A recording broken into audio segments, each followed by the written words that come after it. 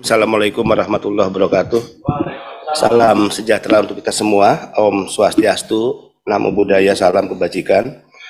Selamat siang untuk rekan-rekan pers yang hadir dan juga untuk para pekerja migran Indonesia baik di Hong Kong maupun di Singapura. BP2MI akan menyampaikan keterangan pers terkait usulan kenaikan upah pekerja migran Indonesia untuk pekerja migran Indonesia di dua negara yaitu Hong Kong dan Singapura. Jumlah pekerja migran Indonesia ke Hong Kong ini menempati urutan ketiga setelah Malaysia dan Taiwan sejak tahun 2017 hingga tahun 2023. Total penempatan sejak tahun 2017 sampai 2023 sebanyak 414.069 pekerja. Untuk Singapura, jumlah penempatan pekerja migran Indonesia ini menempati urutan keempat setelah Malaysia, Taiwan, dan Hong Kong. Total penempatan ke Singapura sejak tahun 2017 hingga tahun 2023 sebanyak 67.953 pekerja. BP2MI mendorong perubahan kebijakan pemerintah Hong Kong dan Singapura agar ada perbedaan besaran upah atau gaji bagi pekerja migran Indonesia dengan kategori yang belum memiliki pengalaman dan pekerja migran Indonesia yang sudah memiliki pengalaman bekerja atau melakukan perpanjangan kontrak. Yang belum memiliki pengalaman itu artinya adalah pekerja yang baru bekerja di negara tersebut dan belum juga pernah bekerja di negara-negara lainnya. Yang sudah memiliki pengalaman artinya dia sudah bekerja sebelumnya kemudian melakukan perpanjangan kontrak, atau juga dia sudah bekerja di negara lain kemudian masuk bekerja di negara baru. 6. Adapun yang menjadi alasan dorongan bagi kenaikan upah atau gaji atas pekerja migran Indonesia di negara Singapura dan Hong Kong adalah sebagai berikut. Singapura, dalam pelaksanaan penempatan pekerja asing sektor domestik di Singapura, pemerintah Singapura tidak mengatur besaran upah minimal untuk pekerja asing sektor domestik di negaranya. Besaran upah ditentukan oleh kesepakatan antara pekerja dengan pemberi kerja.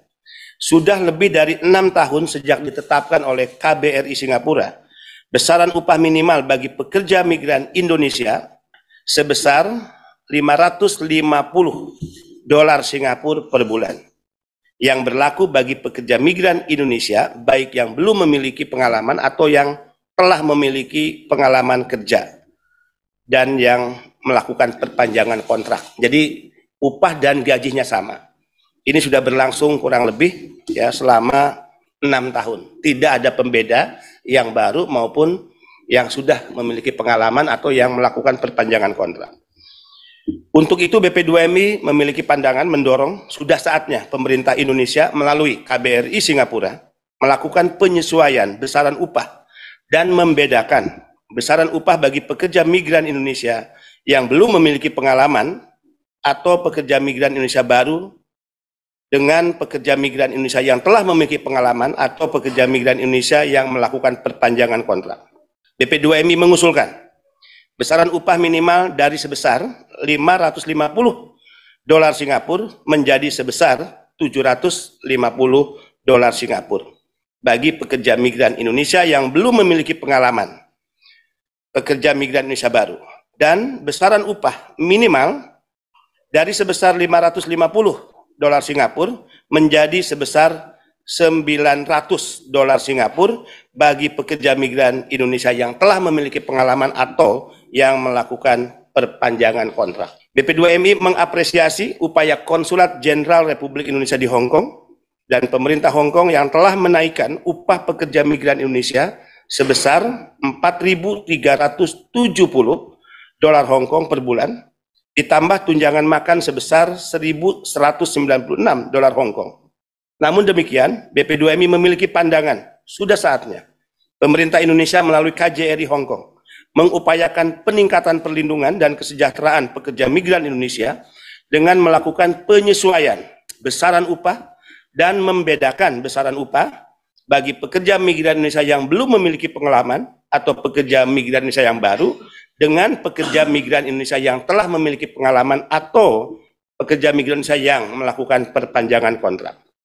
BP2MI mengusulkan besaran upah sebesar $4.730 Hong Kong bagi pekerja migran Indonesia yang baru atau belum memiliki pengalaman bekerja, pekerja migran baru, ditambah dengan tunjangan sebesar $1.196 Hong Kong.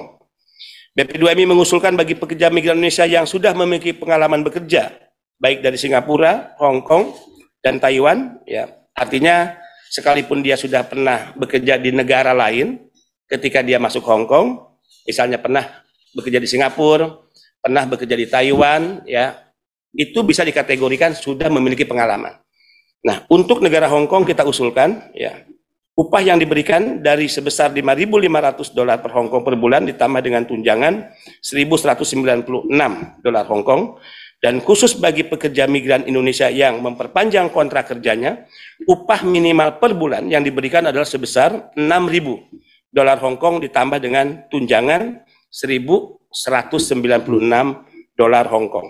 Kemudian kenaikan upah bagi pekerja migran Indonesia tetap menghormati peraturan labor Hong Kong yang memberikan opsi 1 minggu sekali libur, ya, 1 hari, atau ganti uang lembur apabila bekerja saat seharusnya libur. Nah, Hong Kong ini beda, hampir sama dengan Singapura, 4 kali dalam 1 bulan, tapi jika dia tidak menggunakan libur, bekerja, dia diberikan diganti dengan uang lembur. BP2MI bersama dengan anggota Satgas TPPO lainnya akan terus melakukan penindakan tegas terhadap siapapun yang akan mengorbankan serta memperalat setiap anak bangsa untuk bekerja secara unprosedural ke luar negeri. Dan zero toleran, ya, bagi segala kejahatan tindak pidana perdagangan orang. Ya, tentu BP2MI menyampaikan ini sebagai usulan yang kita dorong karena negara tentu harus memberikan perhatian penuh dan keberpihakan pada posisi kepada para pekerja migran Indonesia tanpa mengabaikan hal-hal